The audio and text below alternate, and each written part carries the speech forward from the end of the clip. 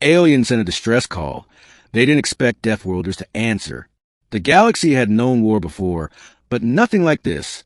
For centuries, the coalition of free species had kept peace across the spiral arms. They were diplomats, traders, philosophers, beings of reason and civility. But then came the Karn Empire, a race of brutal marauders who spread like a shadow across the stars. The Karn burned cities, enslaved entire planets, and consumed resources without care. On the edge of the Orion Spur, the world of Neri Prime fell under siege. Its crystal towers shattered under orbital bombardment. Its oceans churned black with fire and ash. The Neri, once a proud aquatic race, sent out a desperate cry into the void, a universal distress call. Anyone who could hear it, anyone who could help, please answer. But no answer came. Weeks passed. Neri Prime's defenses crumbled. Its sky is filled with the shrieks of Karn warships. Its people waited for salvation that never arrived, until something did. Part 1. The Call into the Dark. The message had traveled farther than the Neri expected. Beyond coalition space, beyond the borders of known diplomacy, their cry for aid reached a star system marked in ancient maps only with a warning glyph. Death world, uninhabitable. The world was Earth. To the coalition, Earth was legend. A planet so violent it birthed predators capable of tearing armored prey apart with bare teeth. A biosphere of poisons, diseases, crushing weather, and tectonic instability. Nothing civilized could ever live there. Yet when the Neri call reached Sol, it did not echo into emptiness. It was heard. Part 2. The Deathworlders. Captain Alaricade of the United Earth Fleet stared at the intercepted transmission as it played across the bridge. The alien voice was ragged, distorted by static, but its desperation was unmistakable. To any who hear us, this is Neri Prime. We are besieged by the Karn Empire. They slaughter without mercy. Please, if any species still believes in mercy, help us. The crew exchanged glances. Some looked grim, others skeptical. They're not even human, muttered Lieutenant Vasquez. We got our own borders to defend, and they want us to cross half the galaxy for strangers. They're not strangers, Hilaire replied quietly. They're people, and if we ignore this call, we're no better than the monsters killing them, the Deathworlders, as other civilizations called them, if they dared speak of Earth at all, were used to being feared. Humanity had grown strong, because it had to. On Earth, survival was war. Everything was predator or prey. Every step was risk. The humans had carried that legacy to the stars, stubborn, reckless, unyielding. And now, for the first time, humanity had a chance to show what that meant beyond their own species. Admiral Nyono gave the order that changed everything. Mobilize Task Force Orion. We answer their call. Part 3. First Contact Under Fire. Neri Prime's capital, Tyrolin Reef, was a burning ruin when the humans arrived. Karn cruisers hovered like vultures, bombarding the oceanic cities. Neri resistance fighters scattered in coral caverns, unable to push back against the endless tide. Then, a new fleet burst from hyperspace. The humans came like thunder. Their ships weren't sleek, like coalition craft. They were angular, scarred, painted in dark alloys that seemed to drink in starlight. But when their cannons roared, Karn warships tore apart like paper. Plasma fire lit the void. Missiles streaked like falling suns. From the surface, Neri survivors watched in awe as the impossible happened. The Karn, undefeated in 100 battles, were forced back. High in orbit, Captain Alara's ship, the Resolute, split a Karn battleship clean in two. Target neutralized, Vasquez reported, voice shaking with adrenaline. Ma'am, they're running. The Karn are actually running. For the first time in decades, the Neri saw their enemy retreat, but the battle wasn't over.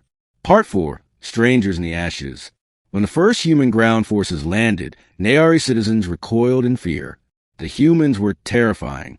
They wore heavy exo-armor, faces hidden behind black visors, their movements sharp and predatory. Even unarmed, their very biology was unnerving. Muscles coiled for violence, eyes that locked with unyielding intensity, voices that growled with a low, primal edge. Many Neri whispered the old legends, Deathworlders, monsters made flesh. Yet those same monsters carried wounded Neri from the rubble. They shielded civilians with their own bodies when Karn artillery rained down. They shared rations, water, and medicine, even as their own numbers thinned. Lieutenant Amira Solis, a combat medic, spent 36 hours without rest, tending Nayari children poisoned by Karn chemical strikes. Her hands shook, her voice rasped, but she never stopped working.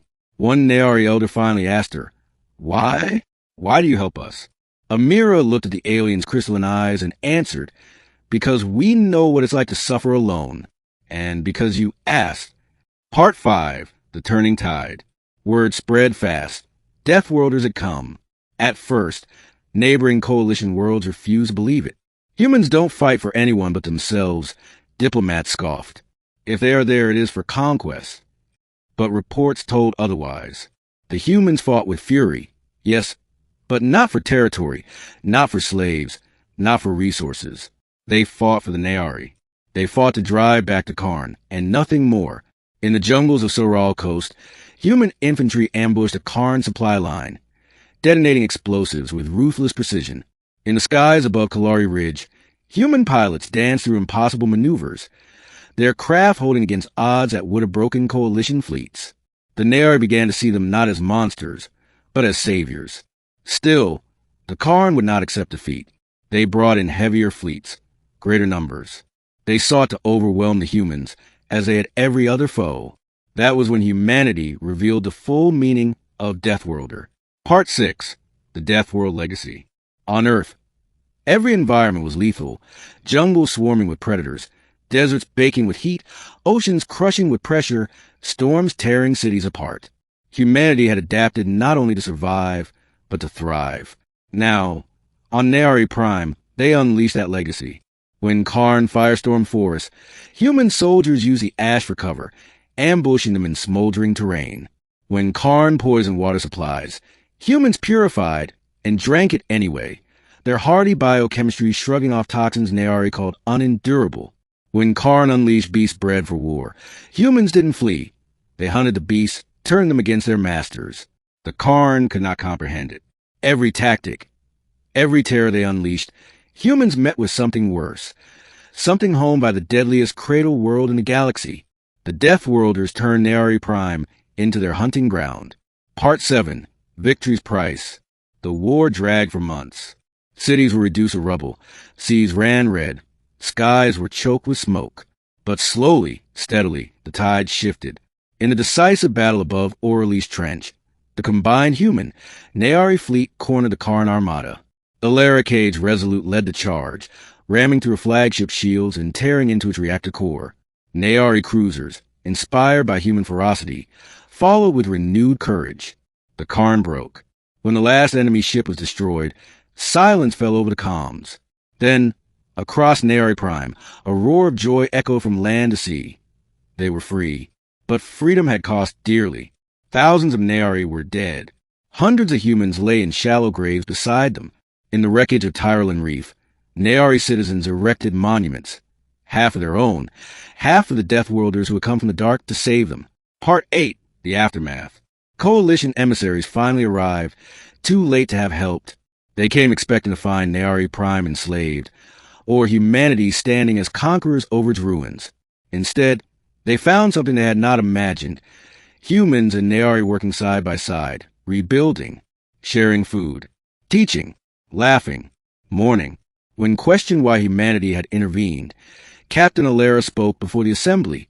"You call us Deathworlders, as if it means we are monsters.